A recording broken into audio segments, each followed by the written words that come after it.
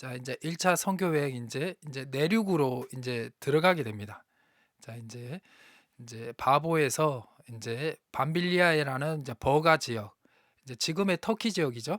이제 버가 지역으로 가고 여기서 이제 비시디아 안디옥으로 이동을 하게 되는데 여기서 이제 특징 중에 하나가 버가에서 마가 요한이 이제 떠나게 되는 내용이 나옵니다. 그리고 비시디아 안디옥에서도 이제 안식일에 회당에서 이제 설교를 이제 시작을 이제 하게 되는데요. 자, 지도도 한번 봐야 되겠죠? 자, 좀 했죠. 우리 아까 했던 자, 안디옥에서 실루기아, 살라미, 키프로스, 자, 바보로 해가지고 이 위쪽으로 올라갑니다. 이 위쪽으로 이렇게 올라가는데요. 자, 요렇게. 자, 이제 바보에서 이제 버가 아탈리아에 있는 버가로 이제 가는데 요게 이제 녹색 선이 뭐냐면 이제 마가가 이제 예루살렘으로 이제 복귀하는 내용이 이제 있습니다. 그리고 이제 버가에서 좀 키워 드릴게요. 네. 여기 밤빌리아 지역에 있는 버가 여기가 버가입니다. 버가. 또 안 보이시나요? 버가 여기가 버가입니다. 여기 버가에서 요거 산맥 타우루스 산맥을 넘어 가지고 비시디아의 지역에 있는 또 다른 안디옥으로 이제 갑니다. 여기. 그래서 여기서 이제 설교를 하는 내용이 13장의 이제 마지막 대부분 가장 많은 장을 차지하는 곳이라고 하고 여기서 이제 거부를 당해서 옆으로 갔던 이고니온으로 가가지고 여기 밑에 루스드라 더베로 이렇게 이동을 한다고 보시면 됩니다. 그래서 요렇게 돼요. 이렇게 되는 겁니다. 자, 그래서 13장 13절부터 바나바와 비시디아 안디옥에서 전도한다 그러죠. 그래서 이렇게 쭉 오늘 요 부분을 할 겁니다. 자, 그래서 아까 설명을 드렸고요. 바보, 버가, 이제 비시디아 안디옥, 그다음 이제 버가에서 마가가 요한이 떠나고 비시디아 안디옥에서도 여전히 근데 안식일에 회당에서 설교했다는 거 그게 나옵니다. 그래서 비시디아 안디옥에서 이제 바울과 바나바가 이제 전도를 하게 되는데요. 이제 안식일에 회당에서 이제 설교를 하게 되는데 자, 13장에서 이제 13절에서 16절은 선교 장소와 설교 대상에 대해서 이제 나오는데 선교 장소는 이제 회당이죠. 그리고 설교 대상은 이제 유대인들, 유대인들과 이제 그 어디 보자 경건하던 네, 하나님의 경외하는 사람들, 이방인들까지 포함이 되어 있었습니다. 여기 보시면 자, 16절에 보시면 이스라엘 사람들과 하나님을 경외하는 사람들. 네. 여기서 이제 하나님의 경외하는 사람들이 유대인 피가 흐르지 않는 완전 이방인들 중에서도 유대교의 이제 즉 하나님의 말씀이 궁금하기도 하고 또 매력적이라 가지고 완전히 할례를 받고 유대인처럼 되지는 않았지만 이제 그렇게 하나님의 말씀을 듣기 위해 모였던 사람들이 있었습니다. 그들이 하나님의 경외한 사람들이고 그 중에 한 사람이 사도행전 10장에 나왔던 고넬료라고 보시면 되겠습니다. 근데 이때는 종교의 자유가 좀 있었어요. 종교의 자유가 있었습니다. 네, 어디 한번 보자. 네, 그래서 13절부터 16절까지는 선교 장소와 설교 대상은 이스라엘 사람들이니까 유대인들과 이방인 중에서도 그 구약 성경을 매력적으로 느꼈던 하나님을 경외하는 사람들이라고 보시면 되고, 그다음 이제 17절부터 길게 41절이 바울의 설교가 나옵니다. 바울의 설교 당연히 예수 그리스도의 제사함에 대해서 나오는데요. 간단하게 설명을 하면 구약의 역사, 구약의 말씀을 설명을 하면서 다윗의 후손이 누구다? 바로 예수 그리스도고 그가 우리의 구원자이다. 그가 우리를 위해 대속함을 행하시 십자가에 죽으셨고 그분을 통해서 우리가 제사함을 얻게 되고 그분을 믿지 않으면 우리는 어떻게 된다? 멸망을 하게 된다. 심판을 받게 된다는 내용이 바울의 설교의 내용이고요. 그다음 설교의 반응이 42절에서 43절인데 많은 사람들이 그 말씀을 더 듣고 싶고 하고 믿게 돼요. 그런데 이제 44절부터 52절 유대인들의 긴 반대가 일어나게 돼서 이제 바울이 이제 나는 이방인들만 복음 전해야지라고 하는 내용이 여기에 나옵니다. 요게 이제 설교의 전체 내용이라 보시고 요 기준으로 보시면 14장, 13장 그 비시디 안디옥 설교도 딱 눈에 들어오게 됩니다. 그리고 여기서 더 나누어서 또 설명도 해드립니다. 네. 네, 비시디 안디옥의 선교 대상과 설교 대상 아까 설명을 했지만 비시디 안디옥에 있는 안식일의 회당. 자, 랍비였던 이제 바울이 당연히 유대인들이 허락을 하거든요. 유대인들의 허락을 해서 여기 보시면 자, 아유, 제 성격이 좀 그러니까 이해해 주십시오. 제 성격이. 자, 여기 보면 안식일의 회당에 들어가죠. 안식일의 회당에 들어갑니다. 그리고 율법과 선지자의 글. 율법은 모세오경을 얘기하는 거고 선지자의 글을 얘기하는 거는 유대인들은 정기 예언서를 여호수아부터 열왕기 상하를 정기 예언서라고 봅니다. 우리는 그걸 역사서로 보죠. 왜냐하면 그들이 여호수아부터 열왕기 상하를 왜 정기 예언서로 보느냐면 하나님의 말씀이 포함이 되어 있기 때문에 자기들의 경험에 의한 말씀이 아니라 하늘에부터는 내려온 하나님이 주신 계시의 메시지가 여호수아부터 열왕기 상하에 포함이 되어 있기 때문에 그것 또한 예언서로 봅니다. 그리고 여러분들이 아시는 이제 이사야부터 시작하는 대예언서, 소예언서, 그거를 후기 예언서라고 이야기를 합니다. 그렇기 때문에 여기서 율법과 선지자의 글이라고 얘기하는 것은 구약, 우리 여러분들이 아는 구약의 전체 성경이라고 보시면 됩니다. 시편은 아닙니다. 그거는 성문서거든요. 잠언이라는 걸 빼고 이제 율법과 선지자의 글을 읽은 후에 회당장이 사람들을 문에 물어 이르되 거기에 있는 이제 회당에 모인 사람들이죠. 안식일에 만일 백성에게 말할 것이 있으면 말해라. 자, 이게 이제 그 회당에 있던 혹시 유대인 랍비가 있으면 너희가 혹시 설교할 거 있으면 강도할 거 있으면 하라는 것을 기회를 준 거예요. 기회를 줬더니 거기서 바울이 벌떡 일어나죠.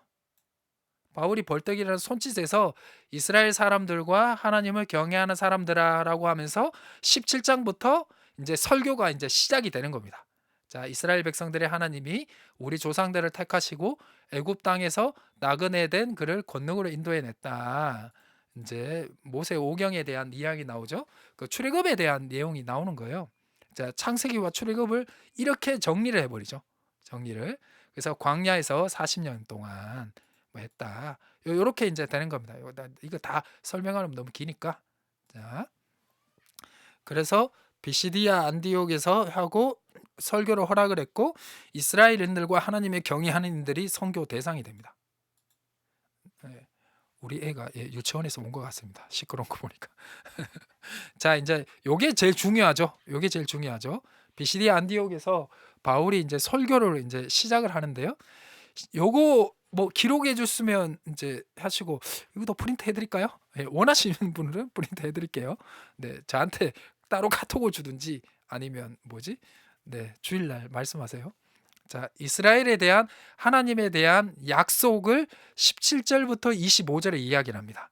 그러니까 이스라엘의 역사에 대해서 이야기를 하면서요, 하나님의 약속, 즉 예수님이 그 언약의 성취자이시다라는 것을 설명을 하는 게 17절부터 25절에 나와요.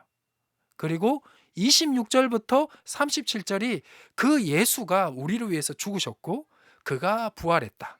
그리고 그분이 부활한 거에 대한, 그분이 메시아이고 부활한 거에 대한 설명을 해야 되잖아요.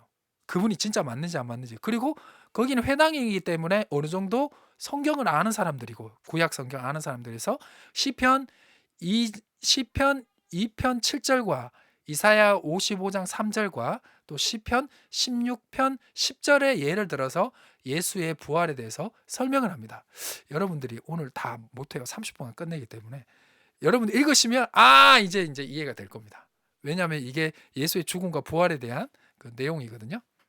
그래서 설교의 결론에 38절에서 41절에 모세의 율법이 아니라 예수를 통해서 제사함을 얻게 된다라고 이제 말씀을 하면서요. 여기 제가 좋아하는 말씀이 하나가 있는데, 자, 네, 믿는 자마다 의롭게 하시는 하는 게 이것. 자, 우리 간단하게 해볼까요? 그러면 사사 이제 사무엘 때부터 사사를 주셨다. 역사 이야기를 하죠. 자, 그리고 이제 베냐민 지파 이제 사울 이야기 나오고요. 네, 그래서 이제 40년간 주셨는데 걔 이제 사울이 이제 하나님께 마음에 안 들게 돼서 다윗을 하나님이 세우시게 되죠. 그래서 이제 이 다윗은 내 마음에 맞는 내 뜻을 이룬 사람이다. 옛날에는 하나님의 마음에 합한 자라고 되어 있었죠. 그래서 하나님의 약속대로 이 사람의 누구다 다윗의 후손에서 이스라엘 위에서 구주를 세우셨는데 그 사람이 누구다? 예수지 않느냐? 네. 그리고 이 예수를 증명하는 사람이 누구냐면 세례 요한이었다. 세례 요한. 요 얘기 쭉 나옵니다. 왜냐하면 그 당시 때 세례 요한이 엄청 유명했거든요. 이 사람이 이 말에 대한 공신력이 상당했습니다. 유대인들 사이에서는. 네, 그렇기 때문에 또 세례 요한이 또 그 헤롯에게 또 죽었지 않습니까? 순교당했지 않습니까? 그래서 또 바른 말을 하다가 네, 그렇게 됐기 때문에 그 유대인들 사이에서는 세례 요한의 공신력은 매우 높았습니다. 네, 그렇게 보시면 될 것 같습니다. 그래서 제가 옛날에 한번 설교를 했는데요. 마가복음 1장을 읽어보시면 세례 요한에게 세례를 받으러 오고 회개함을 받으러 온 사람들은 갈릴리 사람들, 변방의 사람들이 아니었습니다. 유대 땅과 예루살렘에 있는 지도자급들 사람들이 왔습니다. 그 사람들이 인정했으니까 매우 공신력이 높았다고 볼 수가 있겠죠. 근데 예수님은 그 공신력 있는 그 예루살렘에 가는 게 아니라 변방에서 잘 모르는 사람들에게 복음을 전하기 위해 갈릴리로 가셨죠. 고향도 거기도 하기는 하지만. 그래서 요한에 대한 얘기하고 그래서 아브라함의 후손과 너희의 이제 하나님 경외하는 사람들아. 요거는 이제 유대인들과 이방인들에 대한 얘기죠. 요거는 유대인들이고 요건 아까 얘기했던 이제 이방인들이고. 그래서 구원의 말씀을 우리에게 보내주셨다. 네. 그래서 관리들 예수님과 안식일마다 외우는 선지자 말 알지 못함으로 얘들이 예수님을 정죄했다. 예, 예수님을 죽였다는 거죠. 그래서 죽일 죄를 하나도 찾지 못했는데 빠르게 하는 거예요. 자, 그런데 하나님이 어떻게 했다? 죽은 그를 살렸다, 부활시켰다는 거죠. 네, 그리고 쭉 갈게요. 그래서 시편 둘째 편 2편이죠. 아까 얘기했던 너는 내 아들이라 오늘 내가 너를 낳았다 라는 얘기, 이게 다 부활에 대한 내용이죠. 예수님의 메시아를 예언한 다 말씀입니다. 요것도 그렇고 네, 요것도 그렇고 그다음 주의 말씀 썩을 것을 당하지 않는다. 네, 요것도 부활에 대한 내용이죠. 그리고 우리 하나를 봐야 될 게 39절입니다. 39절. 자, 믿는 자마다 의롭다 하심을 얻을 이것이라. 네, 믿음으로 구원을 얻는다는 것 여기서 이제 나오게 이제 되는 것입니다. 제가 너무 빨리 했나요? 30분에 끝내드리려고. 네, 그래서 이렇게 해서 중요한 건 또 하나의 설교의 결론이 이제 예수를 통해서 제사함을 받는데 그 말을 거절을 하면 구원이 거절이 된다라는 것이 40절에서 41절에 나옵니다. 40절에서 네, 선을 통해서 이것을 하고 요렇게 멸시당한다. 보라, 멸시하는 사람들이 너희를 보고 멸망하리라. 네, 그래서 이게 이제 구약을 또 말씀을 인용을 한 건데 이제 하나님의 말씀을 거역을 하면 멸망을 당한다, 심판을 당한다 하니까 요거까지도 포함되는 게 아주 재밌는 부분입니다. 네, 예수님을 믿으면 구원받지만 믿지 않으면 네, 심판받을 수 있으니까 잘 들었으면 좋겠다라고 얘기를 하고요. 그다음 이제 다음 안식일에도 사람들이 말하라 그럽니다. 네, 그랬는데 여기 유대인들이 네, 여기 보면 많은 유대인들이 바울에 대해서 반박하고 비방을 하죠. 네, 비방을 합니다. 그래서 바울이 너희는 영생을 얻기에 합당치 않는 자로 자체해서 우리네가 이방인들을 향했다라는 내용으로 하고 이제 바울이 이제 뭐랄까 이제 이방인들에게 이제 말씀을 전하는 어떤 사명감으로 이제 하나하나 이제 점점 이동하고 변화되는 내용이 나오는데요. 근데 그 이후에도 계속 회당에서 설교를 해요. 설교를 하고 그러니까 유대인들을 포기는 하진 않습니다. 유대인들을 절대로 포기는 하지 않는다. 그렇게 보시면 될 것 같습니다. 네. 그리고 이제 설교의 반응, 안식일에도 말씀을 전해달라고 했고요. 유대교와 유대교 입교한 경건인과 두 사도를 따르게 됩니다. 유대인들과 유대교에 입교한 경건한 이방인들이 두 사도를 따르게 되니까 이제 유대인들이 이제 반대가 일어납니다. 시기하고 반대로 복음이 이방인대로 이제 결국은 가게 되고요. 이방인들의 기쁨, 하나님을 찬송하고 믿게 되고, 근데 유대인들이 이제 선동이 시작이 되면서 두 사도의 박해가 이제 여기서부터 비시디아 안디옥부터 시작이 된다고 보시면 되겠습니다. 네, 그리고 이제 이고니온 전도인데 이제 오늘 이고니온 전도는 다음 주에 해야 될 것 같습니다. 오늘은 비시디아 안디옥까지 하고 다음 주에 이고니온 전도하고 이제 예루살렘 회의 15장이 중요하기 때문에 15장에 대해서 해드리도록 하겠습니다. 오늘은 여기까지 하도록 하겠습니다.